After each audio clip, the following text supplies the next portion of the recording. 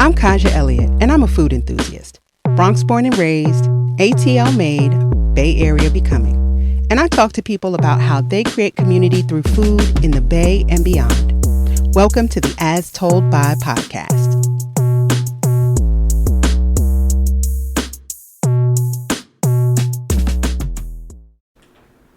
We're back with a new episode of the As Told By podcast, coming to you from His House in Oakland today. And today we are talking about small batch ice cream that is both bold and imaginative, using local ingredients to create varieties rooted in both American and Mexican traditional flavors, bringing cultural experiences to a classic dessert while connecting communities with delicious treats made with love and intention. I'm talking to Stephanie from De La Creamery. Hey girl, hey.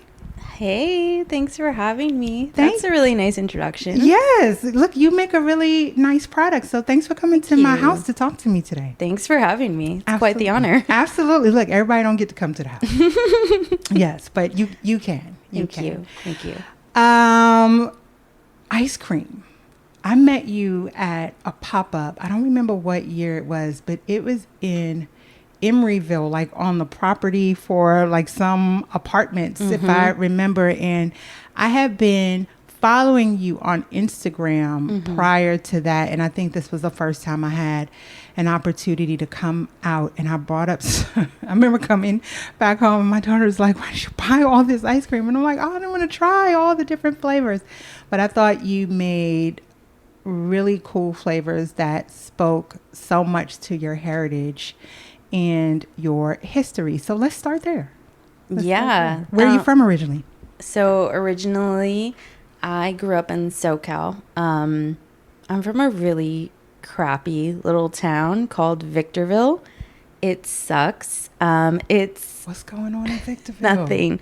Meth is going on there. Damn.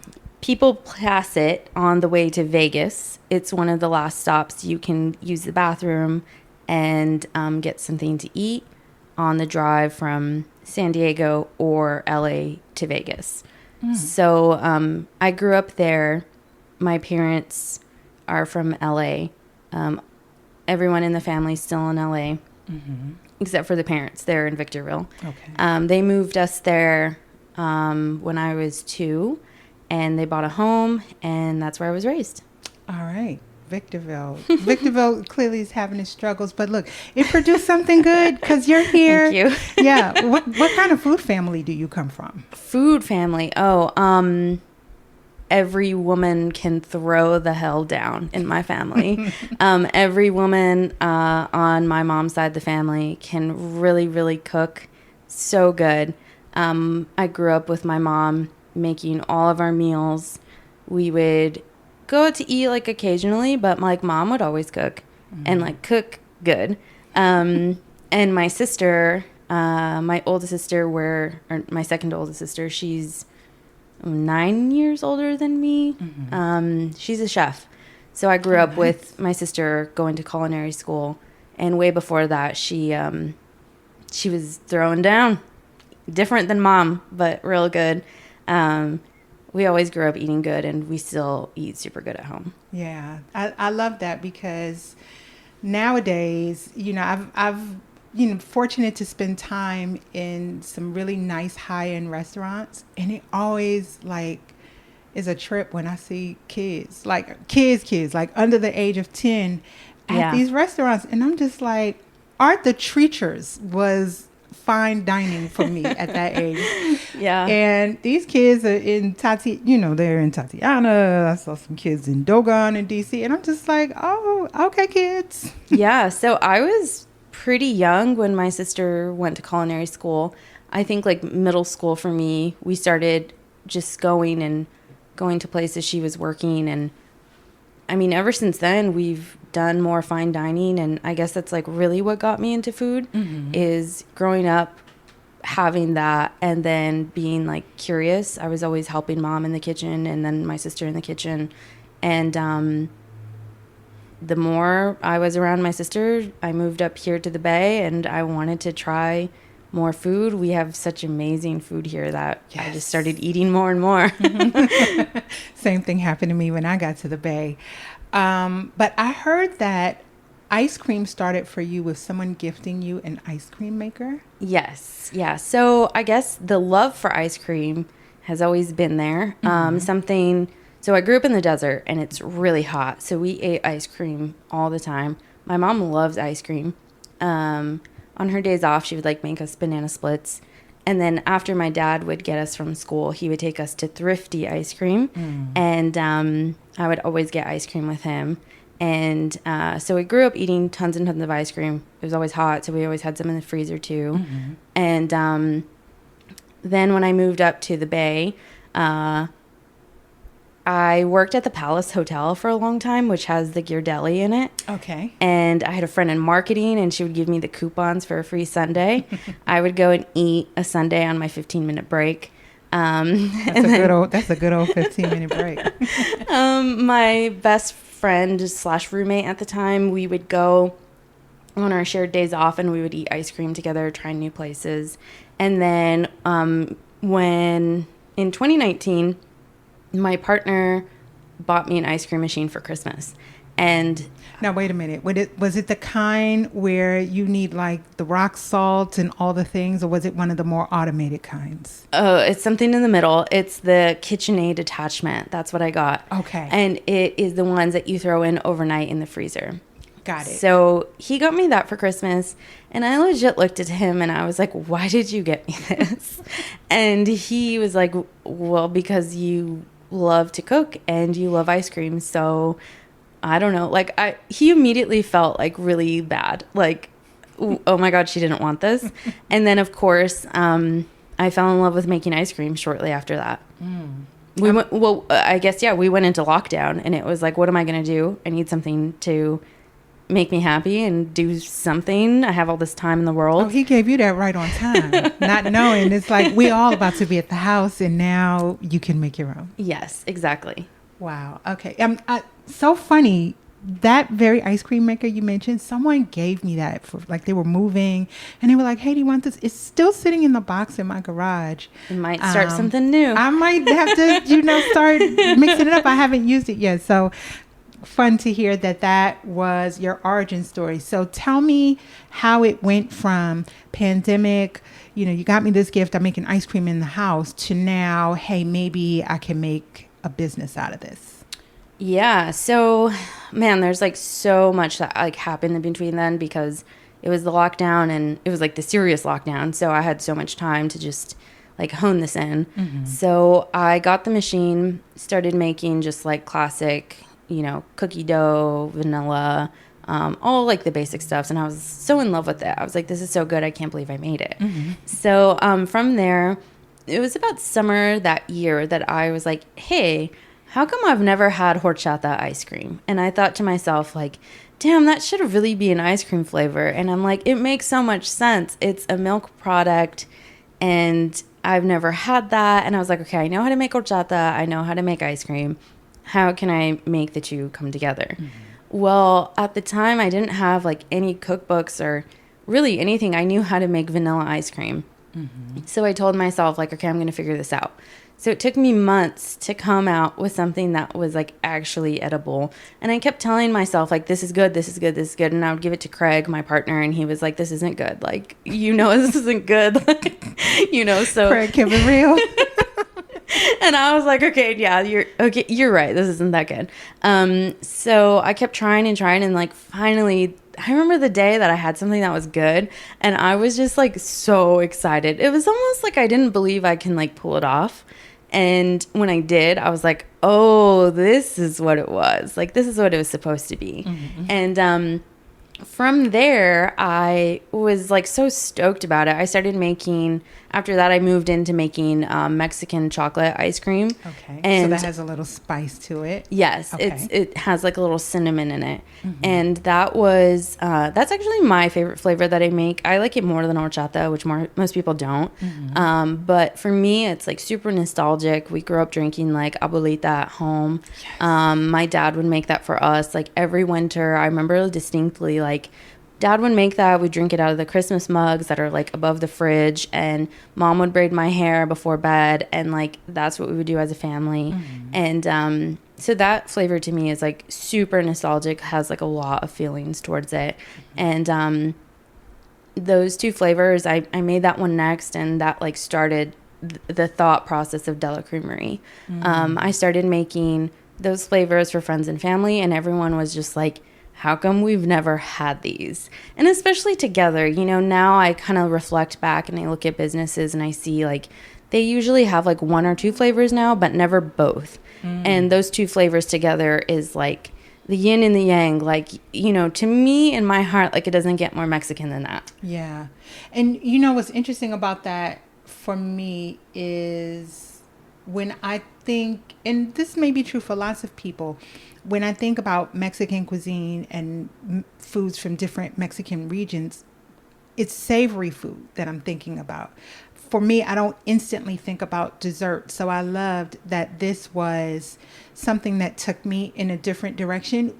What does Mexican culture, I know like American culture prioritizes a lot of sweets, sugar. We got, you know, dessert for everything. Is dessert very prominent in Mexican culture the same way it is in American culture? I mean, we have like pan dulce, right? So like we have like so much like baked sweet goods, like breads. But even those, like, they're not overly sweet. But then there's stuff like flan, which is like super sweet, right? And they definitely have a pretty big like ice cream culture like throughout Mexico. Got it. It's so hot there that like you want to have something refreshing. But I think that compared to here, I mean, hold up, Mexican candies are huge, right? Like yes. the candies the there are, and yeah. So I think like in their own way, definitely. But there's always like, it's a different flair, right? It's not just sweet. Right. Like that's what I was saying. Like here it's sugar central, right? You know what I mean? Everything is dessert after every meal and, you know, all the things. Yeah.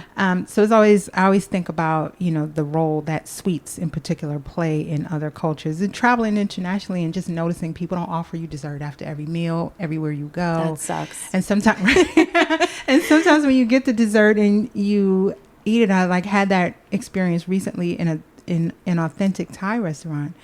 The dessert I was served, it looked very sweet. And when I ate it, it wasn't. And I'm like, yeah, every culture ain't anchoring on those C&H the way we are here. Right. Yeah. Totally. I got it. So what year did this officially turn into a business? So I say 2020 because that's when De La Creamery was born to me. That's when I started. That's when I made horchata and Mexican chocolate. I say 2020, but I did not get a business license until 21. Okay. And then that was like the first time, like when did you make your foray into pop-up life? I think 21. Yeah. Okay. Yeah. Pop-ups are hard. Oh my God. Yeah. They're really tough. I think people don't know when you go to like these, you know, every weekend there's a maker's fair, artisan fair, you know, and you show up and it's 10 a.m. and the sun is out and there's all these vendors and you just come in and you start buying. But like those people probably got there at 7 when the sun wasn't out. It could be earlier. Oh, yeah. It's hot. It's cold. It's windy. Yeah. You're setting up it's tents. Both. You're loading out boxes. You're doing all the things, those pop-ups, and doing that when you see people like every weekend at the farmer's market, that shit is hard. Yeah. Yeah. I've had a lot of people tell me recently, I see you everywhere. And that has been sticking with me a lot because in my head, I'm like, yeah, it's because I am everywhere. And it's just me. I do all the events. So, yeah, your girl's everywhere. She's working hard. You know, I call it the rigors of solopreneurship because you are the maker. You probably labeling the containers. You know, you're there doing the physical work of getting set up in the pop-ups. You're doing the selling. You're the face of the brand. You're the person people interact with when they come and, you know, want to experience it for the first time. How are you juggling and navigating all the roles, all the hats? It's hard. It's really tough to do all of that. I'd say I'm doing all of that at maybe like a 7, sometimes a 6. Production is like a 10 though, and like that's what matters, right? Yes. I think. No, it's not the only thing that matters. But juggling all of it, I've really, this is what I say year 5 of the business. And it's taken a long time to learn how to do this decently.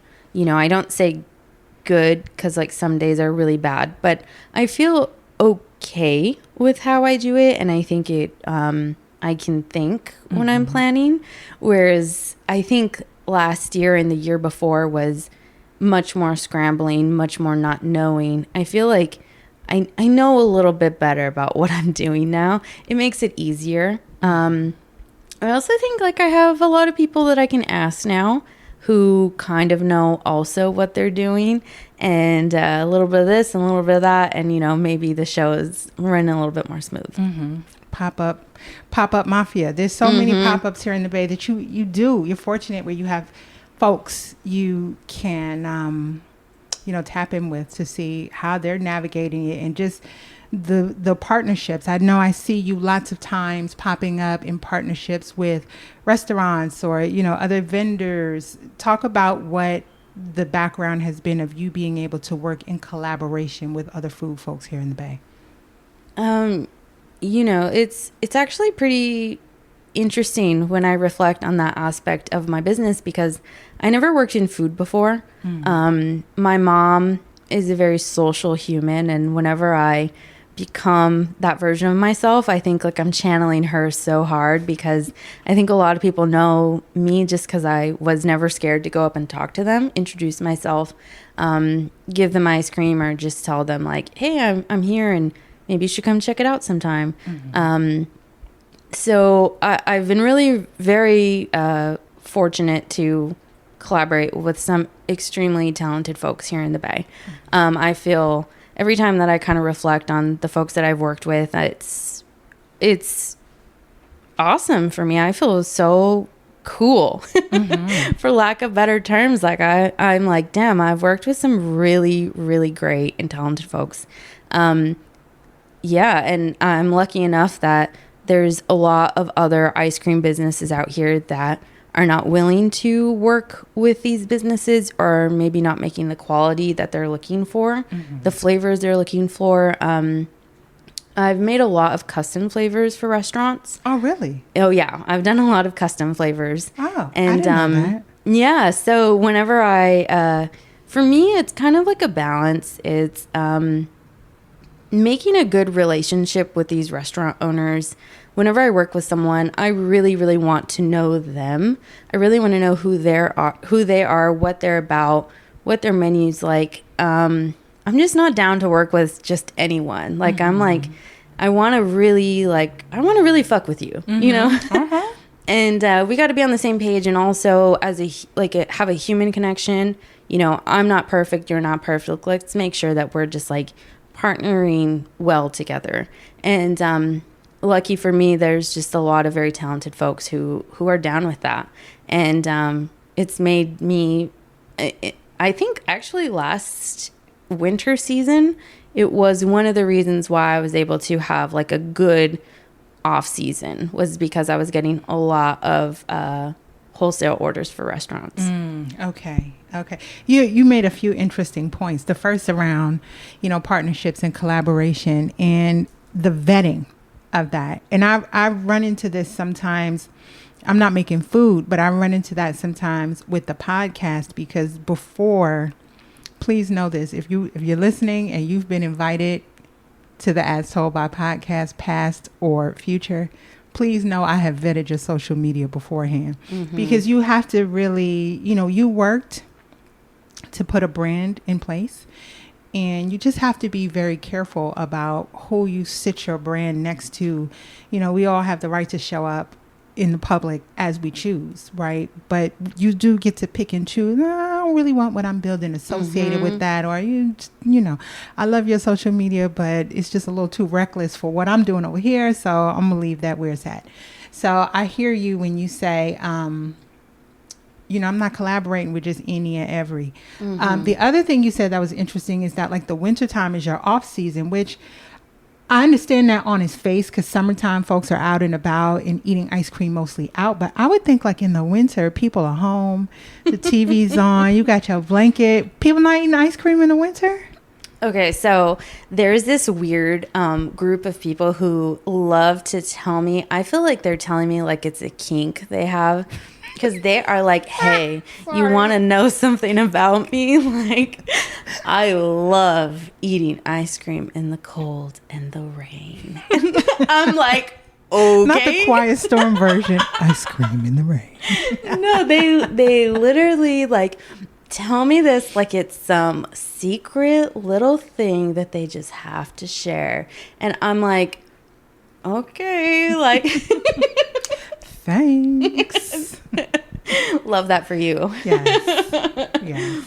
I have some ice cream, all weather. I never finish a container. So I always run into this problem where I have like a half of 5 different, because you see all these different flavors. Yeah, And you're like, variety. try this, try that. And then don't finish any of them before the freezer burn sets in. I started vacuum sealing them. Wow. Not long ago, just to try to preserve amazing. it. Right. I'm on this big kick where I'm trying to like reduce my food waste. I'm a single gal, and they don't really sell food in this country packaged towards single people. So you have to be creative if you don't want to waste food. My vacuum seal has helped me with that a lot. Yeah, that's great. I do my best.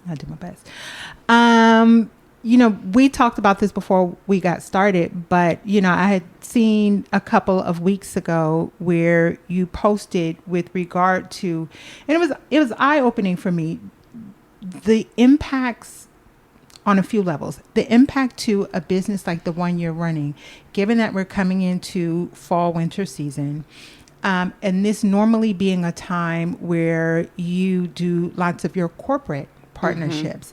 But given what is going on sociopolitically speaking, giving way to what is going on economically speaking, then giving way to what is going on within corporations, that now looks completely different.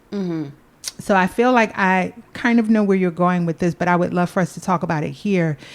Your perspective on the impact, right? The short and the long-term impact of the attacks on DEI on small businesses.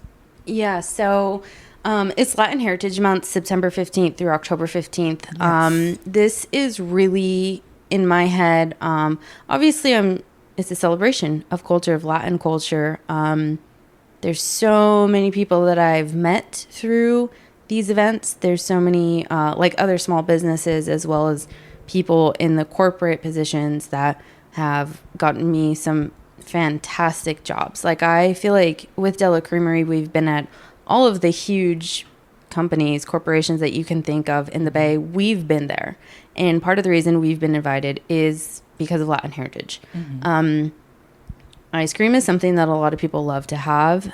So naturally, it's been a really great spot for me to have during this time.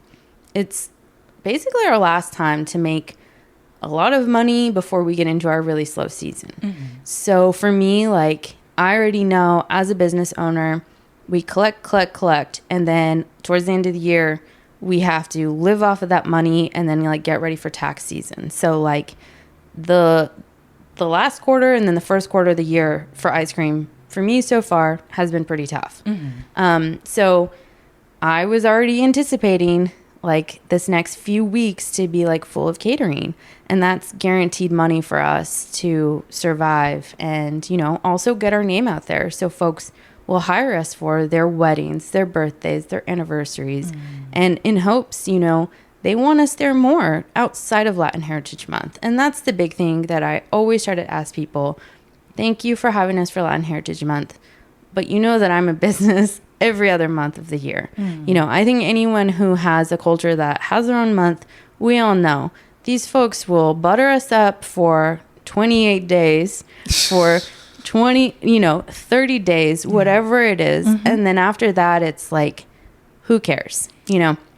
And for me, it's like, listen, we need to always remember that we are those people no matter what day it is. I wake up every day, I'm a Latina. Like, that's just who I am, and I want people to celebrate my ice cream no matter who you are, no matter where you come from, because it's delicious and it's ice cream. That's the baseline there.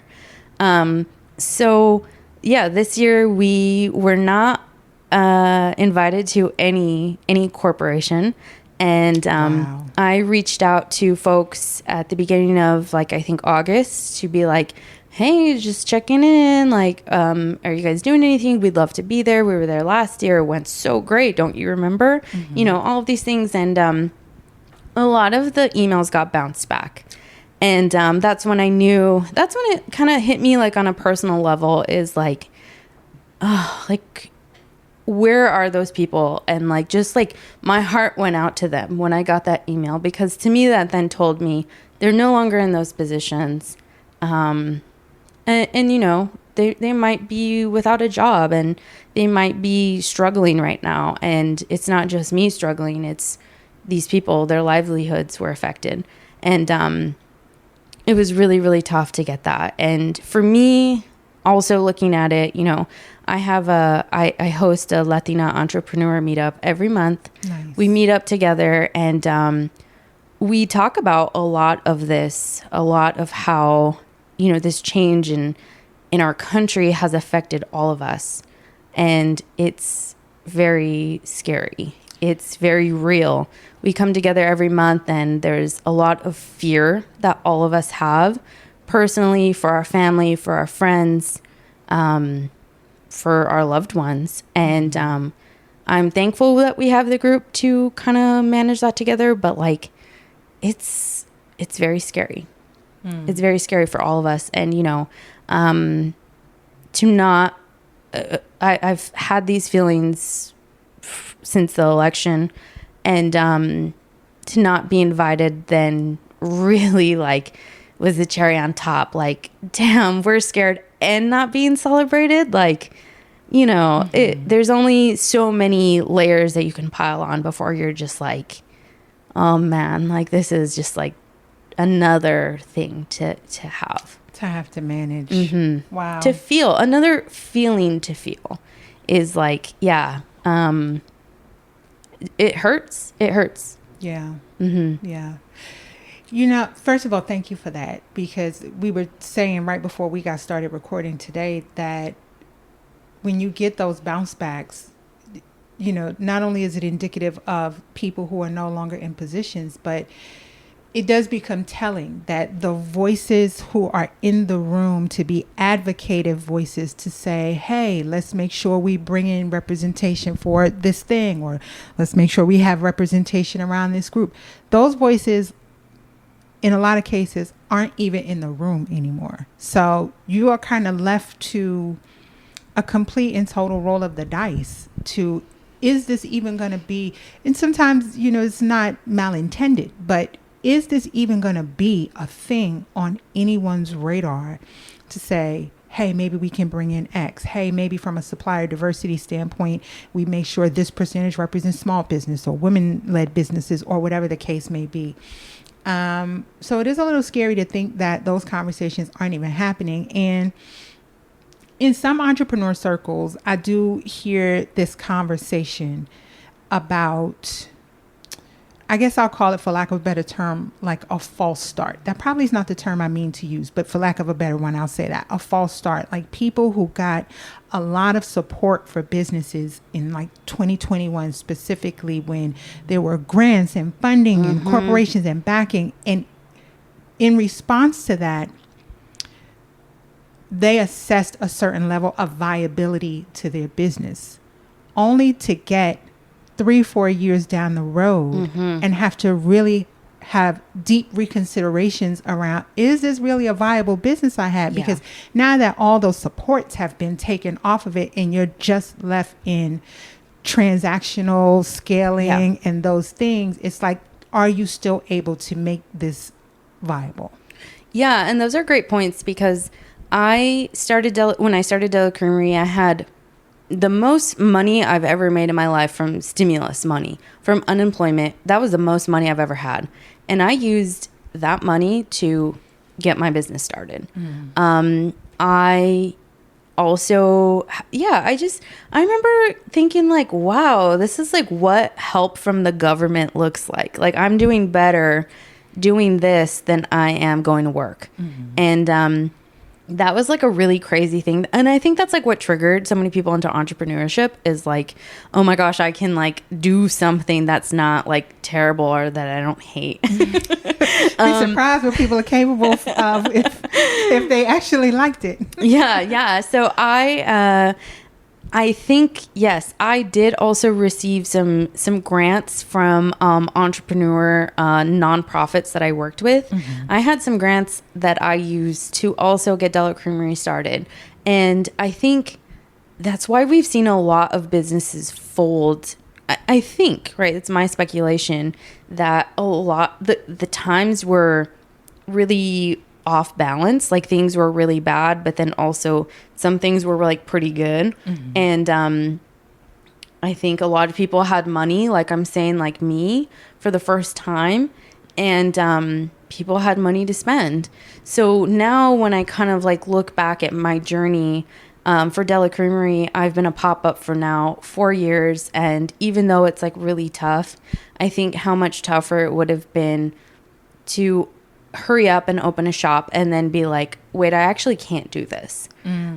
Because the money right now, it's not there. People are not spending money like they were 2 years ago.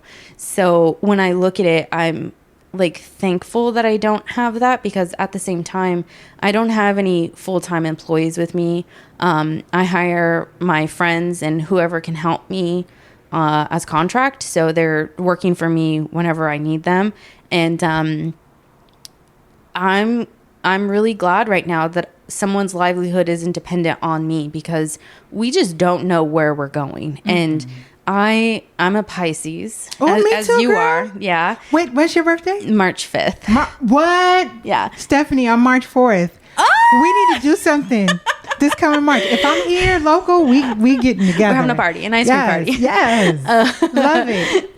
The reason why I bring that up though is like I'm such an empath that like if someone was dependent on me and I like couldn't fulfill that, like I feel like I would just like spiral, and like no, like I have to have my people's back. Like if you're helping me, you're doing these things for me, you're part of my business, like you're part of the family now. And like if you fail, I fail type of deal. Like I'm just like a very human to human person. Like I'm glad that I didn't take big risks, because right now it doesn't seem like the payoff is there. Well, it's ice cream. It is not something that is shipping. So I think as you get into this slow season, it's up to us here in the Bay. It is, yeah. Right. So I want you to tell us, from a call to action perspective, yes, what can we do to be supporting you over the remainder of this year? Thank you. Yeah, that's really nice. So we are at Tacos Oscar, the amazing, incredible Tacos Oscar. I never had tacos there before. Oh, you're missing out. I came and picked up ice cream there before, but I didn't have the You need food. to stay. Okay. I'm at Tacos Oscar. It's my favorite spot to eat. I eat there every Sunday because I'm there every Sunday, and I will never, ever, ever be sick of it. Just a special shout out to those folks there, because I don't have any employees, but they're like my friends and family. They're like my coworkers now. I see them every week. They take care of me. They're an extension of Della Creamery. They're the unofficial employees. Those folks, they're just, I love them all. So I'm at Tacos Oscar every Sunday during their dinner service from 5 to 9. So I scoop there. I also started doing pre-order pints. That has been like really a hit. Nice. And I have like a larger menu for that online available for pickup. And I also just started the Tuesday South Berkeley Farmers Market. That's from 2 to 6:30. Okay. Where is that one? That's located on Adeline and 63rd. Okay. It is an amazing farmers market. I really love it. There's some really, really sweet and loving, dedicated farmers and other makers throughout that market. They have everything you need without it being overwhelming. So I started building just like really beautiful connections with the folks there. And so I'm there every Tuesday. I'm doing the same thing, scoops and pre-order pints as well. That's been really great. And then also I do catering. I do birthdays, weddings, anniversaries, whatever you want catering for, we can go set up and scoop to all your loved ones. So yeah, that's how you can get De La Creamery. For now, we're working on other ways to expand our ice cream to get it to more people. Ice cream is a little difficult to travel with, so it's tough. But yeah, we're working on getting some more stuff down as well. Okay, so listen, y'all, we're gonna get creative. It's wintertime, but get creative. You can make ice cream cake. You can make a Mexican float. Get your Mexican Coke with some horchata ice cream. All the things. Affogatos, please. Oh yes, yes. I love a good coffee. So just let me throw some ice cream in there. Of course. And we're off to the races. I will make sure that I list that. I'll run it back and I'll put links where everybody can find out where they can go and get that ice cream. But thank you so much for this. I'll wrap us up with a few fun ice cream questions. Yes. Okay. When you're not eating your own ice cream, what is your favorite brand to buy? Brand to buy. I mean, I love cookies and cream. I'll take cookies and cream and I'll just take like dryers. That's fine. Okay. I just want to eat a lot of it. But I need a lot of cookies as well.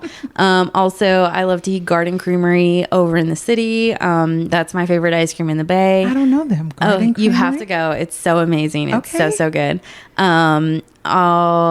Other than that, like I'm a sucker for just like the prepackaged like strawberry shortcake ice cream bars. Also like the Toll House cookie sandwich. Like I like all that stuff. It's kind of junk, but like it's so good. It's good junk. I like a regular old cheap store ice cream sandwich. To me, that you can't hate. It's the best thing. Best thing ever. Cup or cone? Always a cone. If you don't get a cone, you're a sucker and you really need to up your life skills. He's coming for you. Okay, let's take it a step further. Waffle cone, sugar cone, or traditional cone? Okay, traditional, disgusting. What is that made out of? What is styrofoam? That? They're so gross. I don't know, but they're disgusting. Don't like get them. No, they're so gross. I roll with the sugar cone. I think sugar cones are great. I think waffle cones are good on occasion. I think that they're a little bit too much. I roll with sugar cone. Okay. Egg yolks and ice cream? Always. No, not always. What? Not always. As I sit here with my Ninja Creamy, cheating. Oh, no, we hate those. Okay, so let's back up here. For me, most ice creams made by De La Creamery have ice cream yolks. They have such a rich and luscious, beautiful body, and that's what we always go for, rich and luscious, beautiful bodies. I know that's right. Exactly. But let me tell you that there's some flavors that do not need egg yolks. So if we're being very specific, not all need them, but if you're making a chocolate ice cream and it doesn't have egg yolks, I'm going to be really, really mad at you. Okay. Ninja Creamy makes my life easy, but I do have that KitchenAid out in the garage. I'm going to step my game up.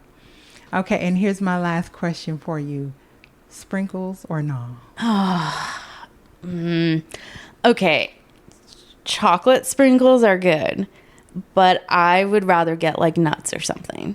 Me too. I'm not really a sprinkles girl like that. I mean, I respect them. I do respect them.